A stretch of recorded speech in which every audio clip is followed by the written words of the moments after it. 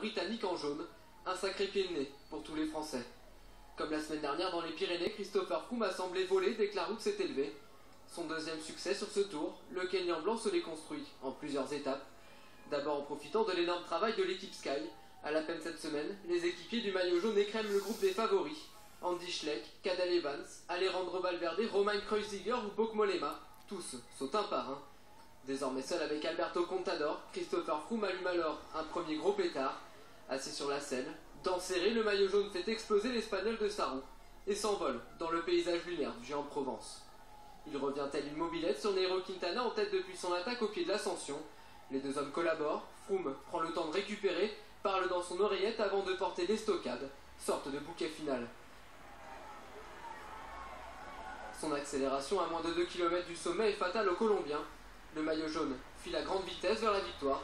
Il rejoint Eddy Merckx au panthéon des coureurs à avoir gagné en jaune au Ventoux. Le tour, lui, est pratiquement joué. Bok Mollema et Alberto Contador laissent encore filer 1 minute 30 au général. Et on va écouter le héros du jour, Chris Froome. Forcément, il est très fier ce soir. Je n'ai jamais pu imaginer ça, ce col est si dur, ça veut dire tellement pour moi de gagner cette course, surtout sur la 100e édition. Je ne m'étais jamais imaginé gagner une telle étape. J'ai cru que j'allais devoir abandonner l'étape à Quintana dans le final. Mon objectif principal était de faire le plus d'écart possible dans ce hors-catégorie. Mais je ne m'étais jamais vu gagner une telle étape.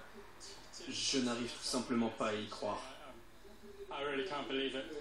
Chris Froome devant le Colombien Quintana, donc lors de cette 15e étape. Et au classement général, on va le voir, Froome a totalement creusé l'écart avec ses poursuivants cet après-midi. Mollema, qui est toujours deuxième, a désormais plus de 4 minutes de retard. Contador est troisième à 4 minutes 25. Le premier français, Jean-Christophe Perrault, est toujours à la 9e position de ce classement général. Athlétisme.